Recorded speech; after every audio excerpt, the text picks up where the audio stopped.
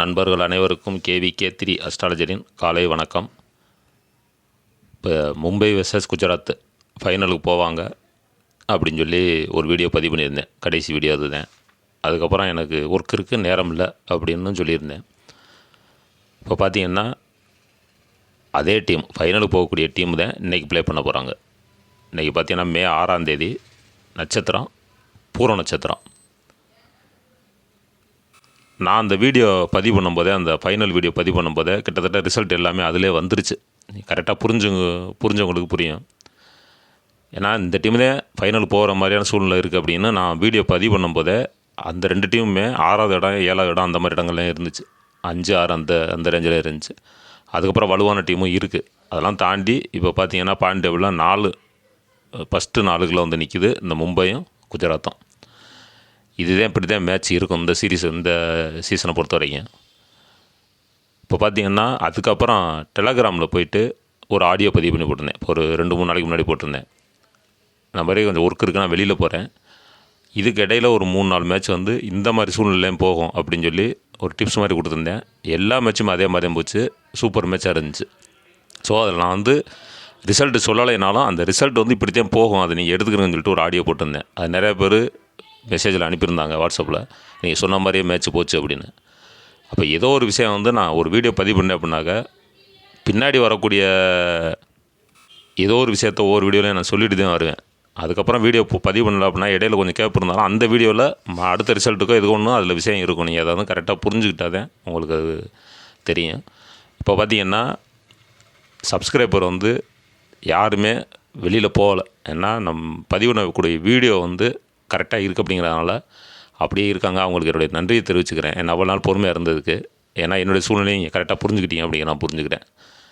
இப்போ இன்றைக்கி மேட்ச் அப்படின்னு பார்த்தோம்னா 56வது மேட்ச்சு மும்பை வெர்சஸ் குஜராத். இதில் மும்பையை பொறுத்த வரைக்கும் ஹெச் பாண்டியாவும், குஜராத்தை பொறுத்த வரைக்கும் எஸ் கில், இவங்க 2 பேரும் கேப்டனாக இருக்காங்க. மேட்ச் நடக்குது, மும்பையில் நடக்குது இன்றைக்கி இரவு 7:30 மணிக்கு.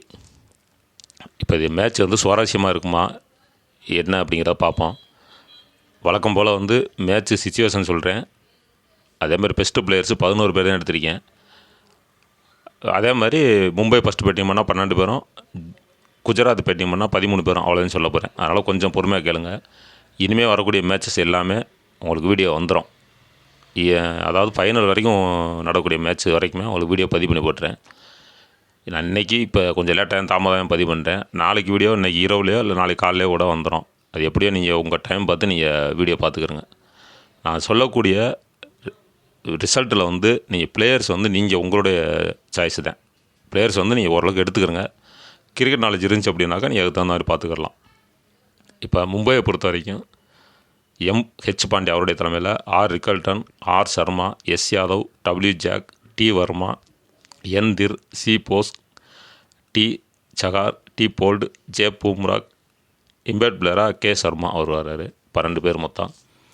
ஜிடியை பொறுத்த வரைக்கும் எஸ் கில் அவருடைய தலைமையில் S Sudharsan, J Buttler, Sundar, S Khan, Tewatia, Khan, Siraj, G Coetzee, S Kishore, P Krishna, Sharma, impact player Sharma. இப்படி தான் விளாண்டுக்கிட்டு இருக்காங்க. இதில் பிளேயர்ஸ் இன்னி சேஞ்ச் பண்ண மாட்டாங்க. ஏன்னா மேட்ச்சு ஓரளவுக்கு நிறைய முடிஞ்சுக்கிட்டே வந்துருச்சு. அதனால் பிளேயர்ஸ் சேஞ்ச் பண்ணுறதுக்கான வாய்ப்புகள் ரொம்ப குறைவு.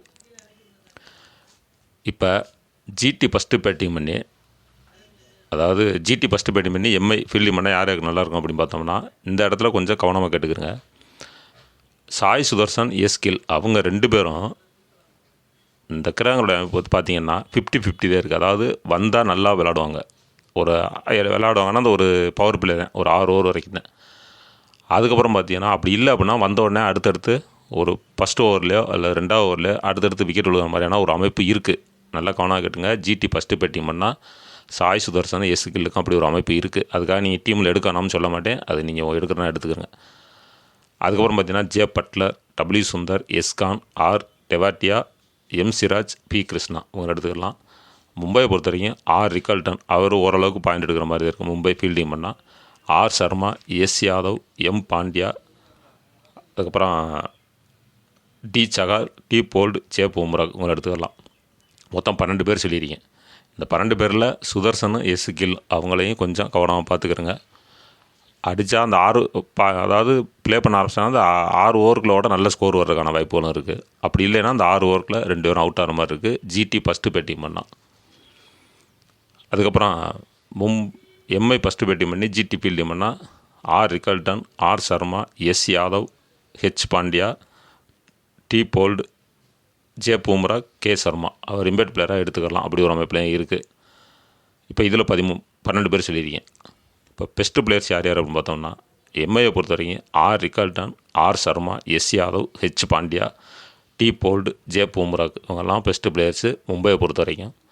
ஜிடியை பொறுத்த வரைக்கும் எஸ் சுதர்சன், எஸ் கில் அவங்க டவுட்டாக சொல்லியிருக்கேன். ஆனால் ஒருவேளை ப்ளே பண்ணிட்டாங்கன்னா அவங்களும் கொஞ்சம் பெஸ்ட்டு பிளேயர்ஸாக வர்றதுக்கான வாய்ப்புகள் இருக்குது. அதுக்கப்புறம் J Buttler, M Siraj, P Krishna அவங்கள எடுத்துக்கலாம். இப்போ மொத்தம் 11 பேர் தான் சொல்லியிருக்கேன். நீ ஒரு டீம் செட் பண்ணுற அளவுக்கு ஒரு 11 பேர் சொல்லியிருக்கேன். ஒருவேளை சுதர்சனும் கில்லும் பாயிண்ட் அதாவது கேப்டன் வைஸ் கேப்டன் போட முடியாத அளவுக்கு இருந்தாலும் ஓரளவுக்கு ஒரு 60 பாயிண்ட் அந்த மாதிரி எடுக்கிறதுக்கான வாய்ப்புகளும் இருக்கும். அதே மாதிரி சாய் சுதர்சன் வந்து இன்றைக்கி பவுலிங் பண்ணுறதுக்கான வாய்ப்புகள் இருக்குது. அப்படி ஒரு அமைப்பிலே இருக்குது. இன்றைக்கி மேட்ச்சு என்ன நடக்குது அப்படிங்கிற பார்ப்போம். இப்போ சுருக்கமாக சொல்லணும் அப்படின்னா ஜிடியை பொறுத்த வரைக்கும் இது வரைக்கும் பெஸ்ட்டாக விளாண்ட பிளேயர்ஸ் யாரும் பெஸ்ட்டாக விளையாட போகிறது இல்லை. பேட்ஸ்மேனை பொறுத்த வரைக்கும் சொல்கிறேன்.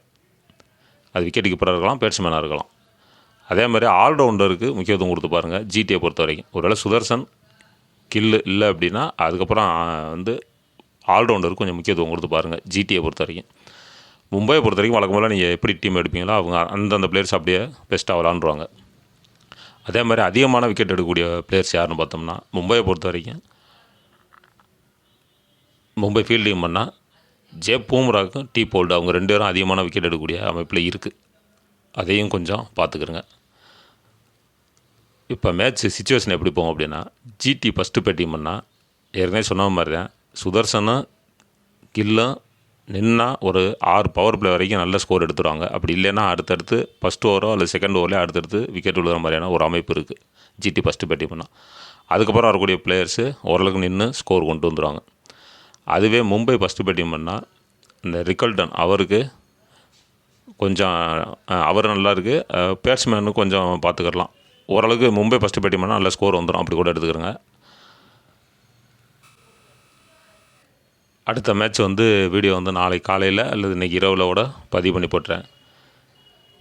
முக்கியமாக இந்த மேட்சை பொறுத்த வரைக்கும் அதிகமான பாயிண்ட் எடுக்கக்கூடிய பிளேயர்ஸு எதில் வருவாங்க அப்படின்னா பேட்ஸ்மேனுங்களுக்கு கொடுக்குறத விட ஆல்ரவுண்டருக்கு கொடுக்கலாம். ஆல்ரவுண்டருக்கு கொஞ்சம் பெஸ்ட்டாக இருக்குது. அப்படி இல்லைன்னா விக்கெட் கீப்பருக்கு கொடுக்கலாம். அதில் இல்லைன்னா பவுலருக்கு கொடுக்கலாம். அப்படி ஒரு அமைப்பில் இருக்குது. ஏன்னா நம்ம இத்தனை பேர் மொத்தம் 4 தான். விக்கெட் கீப்பர், பேட்ஸ்மேன், ஆல்ரவுண்டர், பவுலர்னாக்க இந்த 4 பேருன்னா பாயிண்ட் சிஸ்டம் மாறுறதுனால கொஞ்சம் நம்ம எடுக்கிறது கொஞ்சம் சிரமமாக தான் இருக்குது ஆரம்பத்தில் இருந்தே. இருந்தாலும் இந்த மேட்சை பொறுத்த வரைக்கும் பவுலருக்கு அதிகமான முக்கியத்துவம் கொடுக்கலாம் அப்படிங்கிற மாதிரி இருக்குது. ஏன்னா ஒருவேளை ஜிடி ஃபஸ்ட்டு பேட்டிங் பண்ணால் பவுலருக்கு கொஞ்சம் முக்கியத்துவம் கொடுக்கலாம். அதை தாண்டிடுச்சு அப்படின்னா ஆல்ரவுண்டருக்கும் விக்கெட் கீப்பருக்கும் முக்கியத்துவம் கொடுத்து பார்க்கலாம்.